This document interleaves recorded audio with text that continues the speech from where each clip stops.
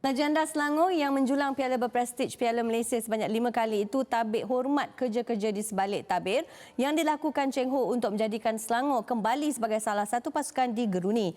Biarpun memiliki tempoh yang singkat, Majlis Cheng Ho berjaya menukar perspektif permainan pasukan kepada lebih menyerang tak kala percaturan untuk meletakkan kepercayaan di bahu pemain muda meningkat naik seperti Muhairi Ajmal sememangnya disambut baik.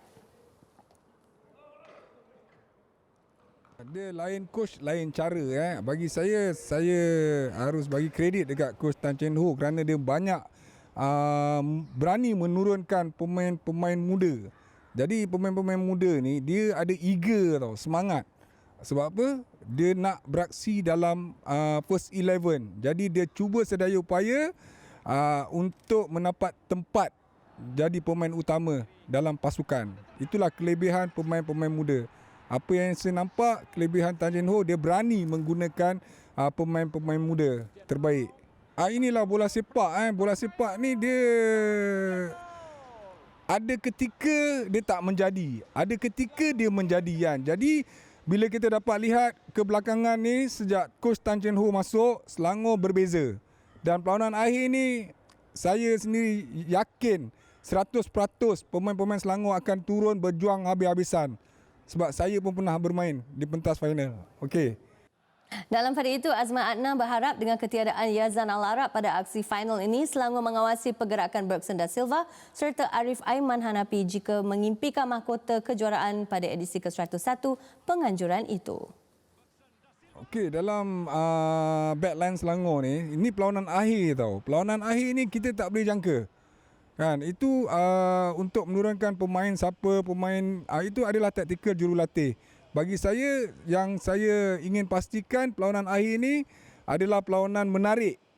Menarik, pasukan Selangor mampu memberi tentangan kepada pasukan JDT. Kerana kita perlu akui JDT dah sapu 3 piala kan. Jadi kalau boleh Piala Malaysia ni biarlah pergi ke Selangor.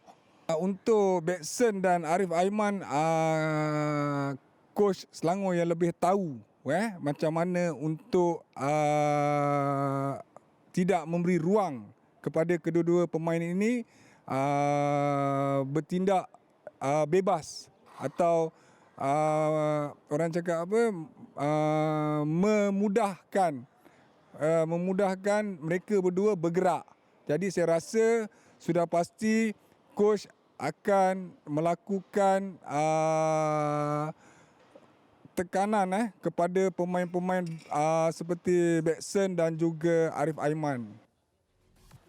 Dalam pada itu, Setiausaha Agung Persatuan Bola Sepak Malaysia FAM Nur Azman Rahman beri jaminan aksi final Sabtu ini bakal diadili oleh pengadil terbaik Liga Malaysia. Azman percaya barisan pengadil bertugas ini dapat mengendalikan perlawanan dengan baik.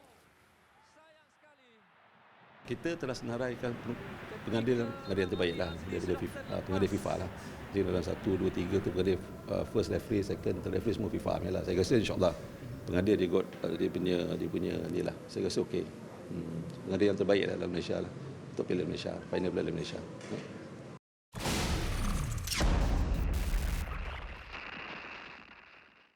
Okey, kita terus bersama dengan Kal Nunis yang menghadiri sesi latihan JDT. So, apa yang Kal boleh kongsikan? Player mana yang mungkin di sideline atau semua pemain-pemain turun berlatih atau mungkin ada yang ada kecederaan? Apa yang Kal boleh kongsi daripada pemantauan Kal?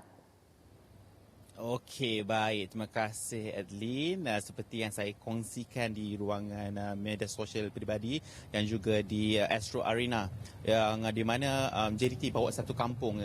Elemen itu bukanlah satu kejutan. Kita tahu kan skuad depth JDT ini yang terbaik dalam saingan Liga Malaysia. Mereka hadir dalam sesi latihan rasmi yang pertama di ibu kota ini membawa 3 bas yang dengan lampakan pemain tempatan maupun pemain import. Mereka mempunyai squad dive yang paling baik dalam saingan Liga Malaysia ini yang turut hadir iaitu lambakan pemain daripada JDT 2. Kesemua pemain tempatan maupun pemain import kini sedang pun bersaing secara sihat untuk berada dalam skuad utama yang akan menentang Selangor. Yang kita tahu lah yang hanya akan menempatkan 18 pemain untuk beraksi pada perlawanan final pada Sabtu nanti. Dan apa yang saya boleh kongsikan bersama dengan Adeline, menerusi mata kasar saya kita dapat melihat Syamil Kutia Abad dan juga Shane Lori berlatih secara berasingan perbandingan dengan kelompok pemain-pemain yang lain yang jumlahnya hampir 35 pemain sebegitu. Dan saya fikir dua pemain ini belum cergas sepenuhnya untuk bermain dalam aksi kompetitif, dan di samping mereka sebenarnya dalam pantauan daripada pakar perubatan JDT, dan selebihnya tiga kelompok yang besar bermain sesama mereka ketika kami dibenarkan untuk membuat sesi liputan dengan tumpuan media kami terarah kepada Bersen da Silva, yang juga Nazmi Faiz dan juga Nasuh Insa dan juga Jordi Ahmad. Jordi Ahmad ni kita tahu kan kemasukan terbaru hasil pemain warisan daripada Indonesia ini memperkuatkan barisan terakhir JDT ketika pertemuan yang terakhir ke atas Sabah FC, dan segalanya berjalan dengan lancar, dan ada juga intipati yang saya boleh kongsikan dengan pemain-pemain JDT ini. Di penghujung sesi latihan mereka sempat membuatkan latihan daripada situasi bola mati dan juga penalti. Kod-kod saingan ini, elemen ini akan jadi pemisah kepada pertemuan di pentas final ini. Yang selebihnya all good, JDT nampak seperti kebiasaan dahagakan kejayaan untuk membolot ke semua trofi yang dipertandingkan dalam musim ini, iaitu secara jumlahnya 4 trofi akan mereka bolot, akan mereka raih kejuaraan ini. Hanya masa akan dapat menentukan, dan segalanya baik-baik saja untuk JDT. Kal, antara salah satu faktor utama kejayaan JDT adalah benteng pertahanan mereka. Sebab in this campaign Piala Malaysia mereka bolos sekali je kan di Piala Malaysia ni. Adakah rekod baik yang dipegang JDT kini adalah mungkin pasukan-pasukan lain sepanjang kempen Piala Malaysia tidak menguji sangat gawang JDT, Kal? Seperti sedia maklum, JDT mempunyai barisan lapisan pemain bintang sehinggalah ke saingan dalam saingan Liga Perdana untuk JDT 2. Dan atas faktor itu, kebiasaannya pasukan yang bertanding bertemu JDT ini, mereka lebih selesa untuk berkampung di kawasan sendiri, bertahan dan cuba untuk mendapatkan sesuatu daripada situasi counter attack. Dan situasi itu sebenarnya membuka peluang yang besar untuk JDT bermaharajalela dalam saingan musim ini. Kalau kita tengok dalam saingan Liga Super, JDT hanya dibolosi 12 gol daripada 22 pertandingan. Kalau kita tengok dalam saingan Piala FA, mereka hanya dibolosi 3 gol. Sementara dalam saingan kempen Piala Malaysia musim ini, seperti Adlin kongsikan tadi, hanya 1 gol. Secara keseluruhannya musim 2022 ini mereka hanya dibolosi 16 kali. Itu sudah tunjuk menjadi indikasi bahawa mereka ini kuasa besar bola sepak yang seperti sedia maklum mendominasi saingan ini sehampir 10 tahun yang terakhir. Dan saya fikir perkara itu menjadi sebab kenapa lambakan pasukan-pasukan yang bertemu dengan JDT lebih selesa untuk berkampung di kawasan sendiri. Dan tidak menolak juga, walaupun ada usaha dan juga tentangan daripada pasukan lain, JDT sebenarnya berada di kelas yang tersendiri. Dan atas faktor itu saya fikir aksi final ini Selangor harus lebih garang, harus lebih bermotivasi untuk menghadirkan tentangan, tidak-tidaknya untuk menampakkan aksi yang cukup seimbang, tidak seperti aksi-aksi yang terdahulu apabila aksi final itu hanya melibatkan satu pasukan saja, iaitu JDT. Dan saya fikir aksi ini Selangor akan menjadi pasukan pengacau kepada dominasi JDT. Tapi satu tentang Selangor kan, Tan Cheng Ho juga ada sentuhan majis ni tau, Kal. Jadi mungkin apa pada pendapat Kal yang strategi yang tepat patut digunakan oleh Cheng Ho untuk menembus benteng pertahanan yang macam Great Wall of JDT ni? Amboi Adlin, tanya saya macam saya ni jurulatih pula. Tapi tak adalah. Saya hanya dapat menawarkan apa pendapat saya selepas kami menyaksikan saingan JDT daripada ACL, daripada saingan yang tertinggi di peringkat Asia ini kan. Sebenarnya untuk saingan aksi final ini kan Selangor dan di bawah Tan Cheng Ho.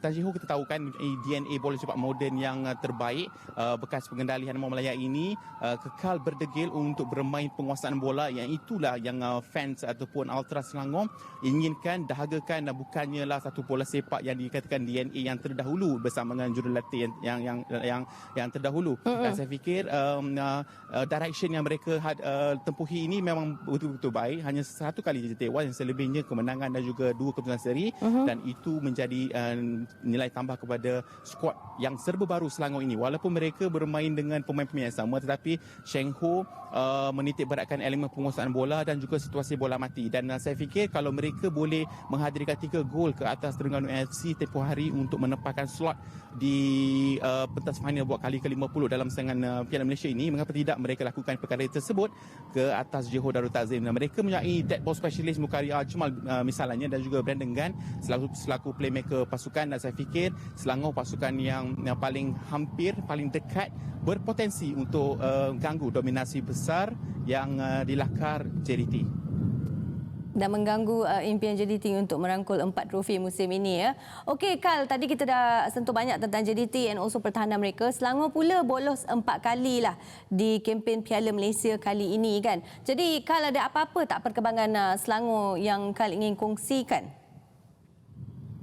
Okey, sambil-sambil kita tunggu untuk bersiaran secara langsung ini, saya sempat untuk kita dapatkan intipati daripada Tan Cheng Ho yang hadir di stadium ini untuk sesi latihan rasmi bagi pihak pasukan Selangor juga kan pada pukul 8 nanti. Segalanya berjalan dengan baik walaupun tanpa Yazan Al-Arab yang dilayangkan kad merah tempoh hari pada saingan bertemu dengan Terengganu. Mereka sebenarnya waspada apa yang bakal dihadirkan pasukan JDT bukan hanya terletak pada Bersin Da Silva dan juga Arif Aiman. Segala kesempatan utama pasukan JDT ini berupaya untuk menjaringkan gol, dan kita tahu JDT ini mempunyai bilangan pemain yang menjaringkan gol paling banyak dalam saingan liga, dan perkara itu sudah pun diwaspadakan Chan Cheng Ho. Namun saya sempat bertanyakan Cheng Ho mengenai kebaran kala untuk mereka bertahan dan cuba untuk melakukan serangan daripada gerakan counter attack, dan perkara itu sama sekali ditolak sama sekali mentah-mentah daripada Tan Cheng Ho mengatakan saya tidak akan bermain sebegitu, saya akan bermain dengan cara Selangor. Kalau is good enough, we can win. Kalau perkara itu tidak begitu baik, kita kena akur dengan kelebihan yang kini nyata memihak JDT di atas kertas ataupun aksi di atas padang nanti. Dan segala lebihnya kita harapkan satu aksi final yang sengit yang boleh menghadirkan pesta jaringan ke dalam aksi yang saya fikir sold out tiket 78,000 di Stadium Nasional Bukit Jalil Sabtu ini. Tenang aja kan jawab Cheng Ho, relax saja kan. Kalau apa-apa pun kalau menang, okey menang. Alhamdulillah. Okey, apa pun terima kasih Kal, dan kalau boleh esok kita nak kupas sikit tentang serangan lah sebab sekarang dah sentuh tentang pertahanan kan. Thank you Kal.